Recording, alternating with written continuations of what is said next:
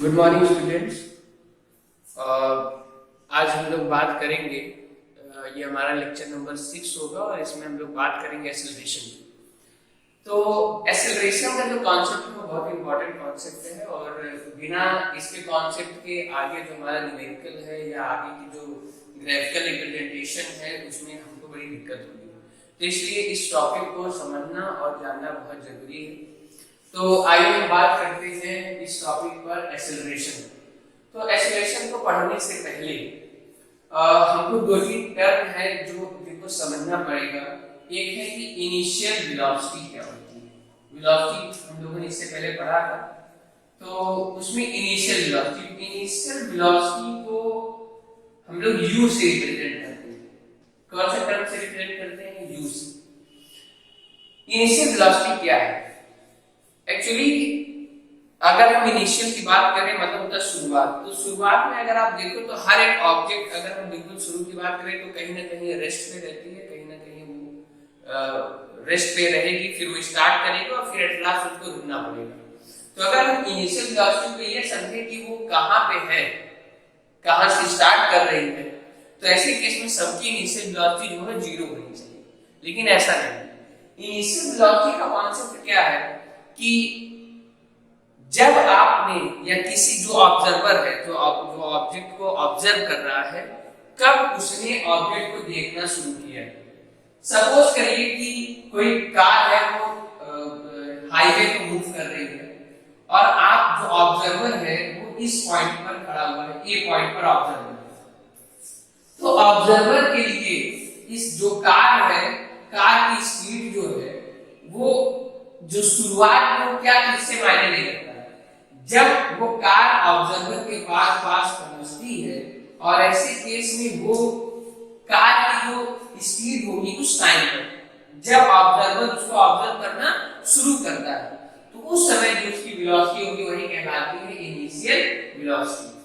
कोई भी ऑब्जेक्ट, आप suppose you are the observer, तो आपके पास जो ऑब्जेक्ट आ रही है जो उसकी उस समय स्पीड होगी वही क्या कहलाती है? आपकी इनिशियल वेलोसिटी कहलाती है। और आप ये सपोज करिए कि उसको जब आपने इस कार को देखा, हाईवे पे आप हैं और आपने इस कार को देखा, तो इस समय जो इसकी स्पीड थी किसी गिवन डायरेक्शन में वो कितनी थी? Suppose 60 kilometre per hour. और आफ्टर 10 सेकेंड, 10 सेकेंड तक आपने ऑब्जर्व किया, तो 10 सेकेंड तक आपने ऑब्जर्व किया तो उसकी जो स्पीड है वो कितनी हो जाएगी? बी पॉइंट पर, सपोज करिए बी पॉइंट तक आपने उसको देखा, उसके बाद वो आपको दिख नहीं रहा। तो ऐसे केस में जो बी पॉइंट पर उसकी स्पीड थी, क्योंकि वो इसी वे में मूव कर रहा है, इसी गिवन डायरेक्शन में इसकी स्पीड है, सपोज करिए वो 80 किलोमीटर पर आवर होगी, तो आपके लिए फाइनल वेलोसिटी क्या हो जाएगी? 80 किलोमीटर पर आवर। और इनिशियल वेलोसिटी क्या हो जाएगी आपके लिए? 60 kilometre per hour. Initial velocity क्या हो गई आपके लिए? 60 kilometre per hour. Initial velocity u कितनी हो जाएगी? 60 किलोमीटर पर आवर और फाइनल वेलोसिटी कितनी हो जाएगी? 80 किलोमीटर पर आवर। तो इनिशियल वेलोसिटी जो होती है वो हर एक ऑब्जेक्ट के अलग अलग हो सकती है। आपने जब इस कार को देखा, आप ए पॉइंट पर थे तो उसकी स्पीड 60 थी, आपने 10 सेकंड तक उसको देखा उस कार को, और 10 सेकंड के बाद वो आपको नहीं दिख रही है, तो आपके लिए फाइनल वेलोसिटी क्या होगी? सपोज करिए जब आपको जब नहीं दिख रही है, दिखना बंद हो जाती है, उसके बाद उसकी स्पीड कितनी हो जाती है? 80 किलोमीटर पर आवर। तो हमारे पास दो इंपॉर्टेंट टर्म है, एक है इनिशियल वेलोसिटी u और एक आपको और टर्म मिलेगा जो अभी अपने आपसे हमने बात की v = वो होती है फाइनल वेलोसिटी। तो फाइनल वेलोसिटी जो आपका है वो क्या हो जाएगा? उसको हम किससे दिखाते हैं? v से। अगर हम अल्फाबेट में बात करें तो u पहले आता है, तो इस तरह आप याद रख सकते हैं कि u पहले आता है, तो इनिशियल वेलोसिटी को हम लोग u से रिप्रेजेंट करते हैं और फाइनल वेलोसिटी को हम लोग किससे रिप्रेजेंट करते हैं? v से रिप्रेजेंट करते हैं। अब अगर आपकी इनिशियल और फाइनल वेलोसिटी क्लियर हो गई है, तो उसके बाद अगला जो हमारे टॉपिक पर वो है एक्सेलरेशन। तो एक्सेलरेशन क्या है?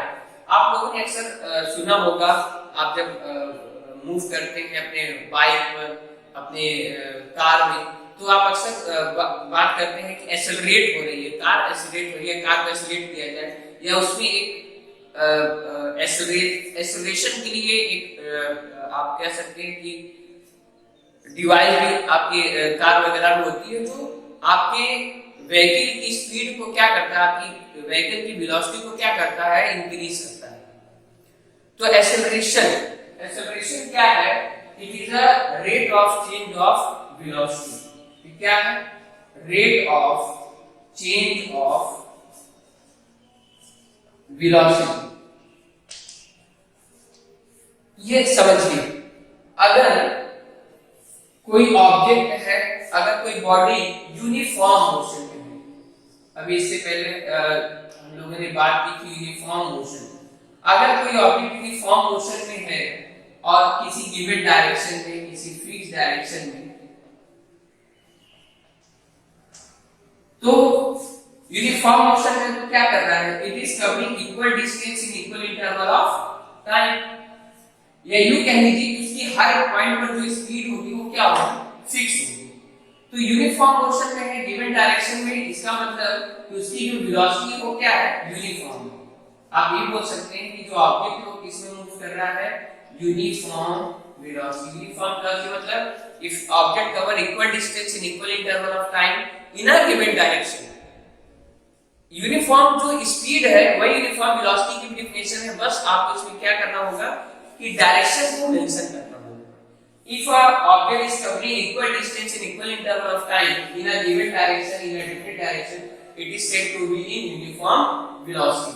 तो अगर कोई ऑब्जेक्ट यूनिफॉर्म मोशन में है किसी गिवन डायरेक्शन में, या वो यूनिफॉर्म वेलोसिटी में, तो ऐसे केस में सपोज करिए कि 60 किलोमीटर पर आवर की स्पीड से इस गिवन डायरेक्शन में कोई ऑब्जेक्ट मूव कर रही है, और आपने उसको इस पॉइंट से देखना, ए पॉइंट से देखना ऑब्जर्व किया, तो आपके लिए जो इनिशियल वेलोसिटी वो क्या हो जाएगी? 60 किलोमीटर पर आवर, और आपने उसको 10 सेकंड तक ऑब्जर्व किया। 10 सेकंड के बाद वो बी पॉइंट पर पहुंच गया, और यहाँ की जो इसकी वेलोसिटी है वो है 60 किलोमीटर पर आवर। तो ये अब यहाँ पे क्या हो जाएगी? फाइनल वेलोसिटी हो जाएगी। तो आप देख रहे हैं कि जो स्पीड है, जो वेलोसिटी है, उसमें कोई चेंज नहीं हुआ। इनिशियली वो 60 किलोमीटर पर थी गिवन डायरेक्शन में, और आफ्टर 10 सेकंड भी वो 60 किलोमीटर पर आवर है इन गिवन डायरेक्शन। तो ऐसे केस में वेलोसिटी चेंज नहीं हुई। तो जो rate of change of velocity मतलब जो वेलोसिटी का चेंज हो, यहाँ पे कुछ नहीं है इन अ गिवन टाइम, तो इसलिए यहाँ पे जो एक्सेलरेशन हो जाएगा वो क्या हो जाएगा? 0 हो जाएगा। उसी तरह से अगर इसकी वेलोसिटी चेंज हो रही है, मान लीजिए आपने जब देखा ए पॉइंट पर 60 किलोमीटर पर आवर थी, और 10 सेकंड के बाद कितनी हो गई? 80 किलोमीटर पर आवर हो गई, तो यहाँ पे वेलोसिटी क्या हो गई है? चेंज हो गई। तो जो वेलोसिटी चेंज होती है, इसके लिए चाहे वो इंक्रीज करे या डिक्रीज करे, अगर वेलोसिटी चेंज हो रही है टाइम के साथ, तो ऐसे केस में जो हमारा जो इसको हम कैसे रिप्रेजेंट करते हैं, इसके लिए हमारे पास एक फिजिकल क्वांटिटी है जिसको हम लोग क्या कहते हैं? एक्सेलरेशन। तो एक्सेलरेशन क्या है? It is the rate of change of velocity. जो वेलोसिटी है वो चेंज हो रही है, किस रेट से चेंज हो रही है, वही कहलाता है आपका एक्सेलरेशन। तो एक्सेलरेशन को हम लोग किससे डिनोट करते हैं? एक्सेलरेशन को हम लोग डिनोट करते हैं ए से, स्मॉल ए। तो स्मॉल ए एक्सेलरेशन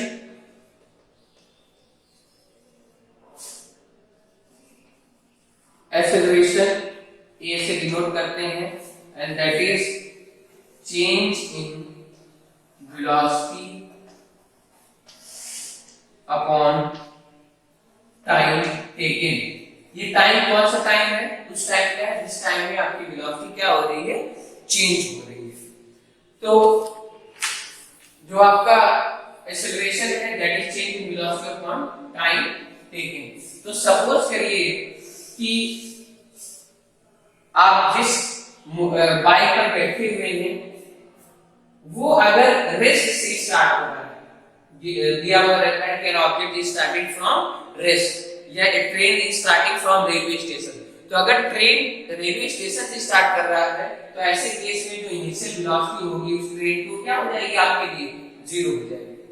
या बस is starting from bus stop, तो बस स्टॉप से अगर कोई बस स्टार्ट कर रही है तो ऐसे केस में भी जो इनिशियल वेलोसिटी होगी वो क्या हो जाएगी, जीरो हो जाएगी। या दिया हुआ क्वेश्चन में कि an object is starting from rest, तो ऐसे केस में जो आपका इनिशियल वेलोसिटी होगी वो क्या हो जाएगी, जीरो हो जाएगी तीनों केसेस में। तो सपोज करिए कि आप अपने घर से अपने बाइक निकलते हैं तो आपके लिए जो इनिशियल वेलोसिटी हो जाएगी वो क्या हो जाएगी, जीरो। और 10 सेकंड चलने के बाद जो बाइक की स्पीड है वो कितनी हो गई, 40 किलोमीटर पर आवर। इसको आप मीटर पर सेकंड में ले लीजिए, 40 मीटर पर सेकंड। तो ऐसे केस में एक्सेलरेशन अगर आपको फाइंड करना है तो एक्सेलरेशन होता है चेंज इन वेलोसिटी। तो चेंज इन वेलोसिटी के लिए आप क्या करते हैं, v minus u upon time taken को किससे रिप्रेजेंट करते हैं, स्मॉल t से। ये हो जाएगा बेटा 40 minus 0 upon 10, that is 4 meter per second square. ये मीटर पर सेकंड स्क्वायर ये क्या है, it is the SI unit of acceleration. ये कैसे आप हमने फाइंड किया, SI यूनिट के लिए चेंज इन वेलोसिटी का जो यूनिट होगी वो मीटर पर सेकंड होगी और टाइम सेकंड होगी। तो अब ये जो आपका सेकंड है ये इस तरह से है, metre per second upon second. तो metre per second divided by second, that is we have meter per second into second and that is meter upon second square। इसको हम ऐसे भी रिप्रेजेंट करते हैं मीटर पर सेकंड स्क्वायर, इस तरह से। तो जो आपका rate of change of velocity हो गया है 4 मीटर पर सेकंड स्क्वायर। या यूं बोल दीजिए कि इसको हम इस तरह से लिख सकते हैं 4 meter per second upon second. मतलब हर एक second in a unit second जो हमारी वेलोसिटी है उस बाइक की वो कितनी चेंज हो रही है, 4 मीटर पर सेकंड। तो आप देखिए आपने u इज इक्वल टू 0 से स्टार्ट किया था और 10 सेकंड बाद आपकी वेलोसिटी कितनी हो गई थी, 40 मीटर पर सेकंड। मतलब 1 सेकंड बाद 4, 2 सेकंड बाद 8, after 3 second we have 12, 4 second 16 और 10 सेकंड बाद कितनी होगी, 40 मीटर पर सेकंड। तो जो आपका एक्सेलरेशन वो क्या बताता है, rate of change of velocity, कि जो आपकी वेलोसिटी है वो किस तरह से चेंज हो रही है।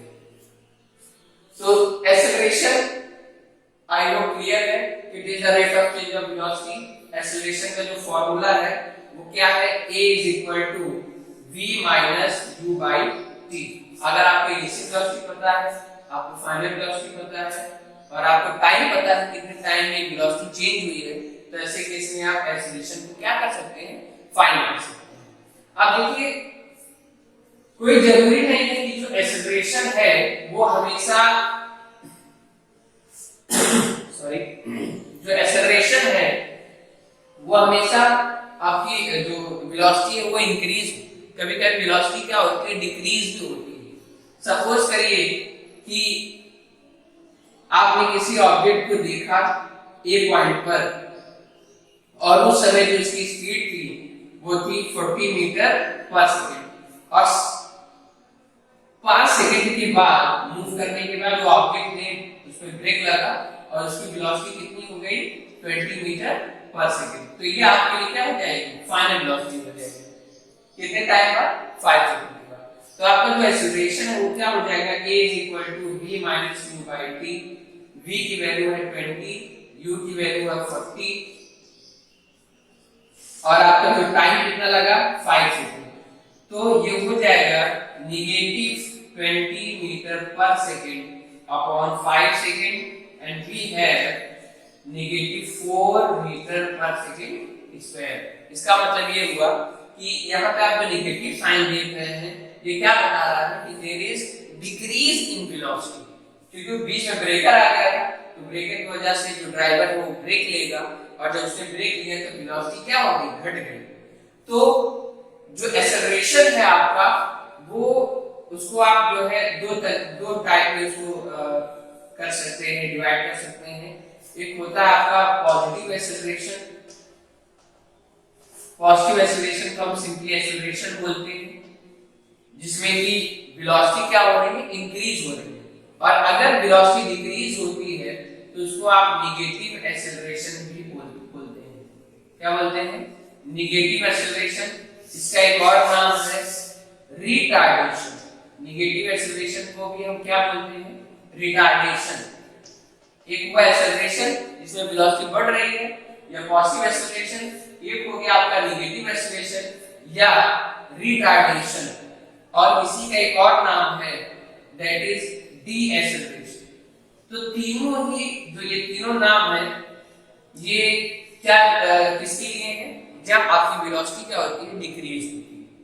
तो जब आपकी वेलोसिटी डिक्रीज होगी तो एक्सेलरेशन किसमें आएगा? नेगेटिव में। तो एक्सेलरेशन, उसकी डिफिनेशन, एक्सेलरेशन के SI unit metre per second square. फिर एक्सेलरेशन जो है वो दो टाइप का है, पॉजिटिव एक्सेलरेशन जिसमें वेलोसिटी क्या होती है, इंक्रीज होती है ऑब्जेक्ट की, when velocity increases। और दूसरा क्या है, नेगेटिव एक्सेलरेशन, या इसी को रिटार्डेशन बोलते हैं, इसी को डीएक्सेलरेशन बोलते हैं, जब जो वेलोसिटी है वो क्या होती है, डिक्रीज होती है।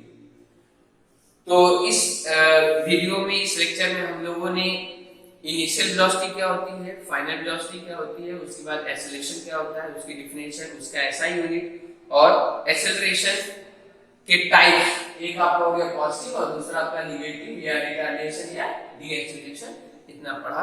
अब अगर आप एनसीईआरटी बुक को ध्यान से एक दो बार पढ़ते हैं तो जो आपका ये कॉन्सेप्ट है जो छूटा हुआ होगा वो भी आपको क्लियर हो जाएगा। That's all.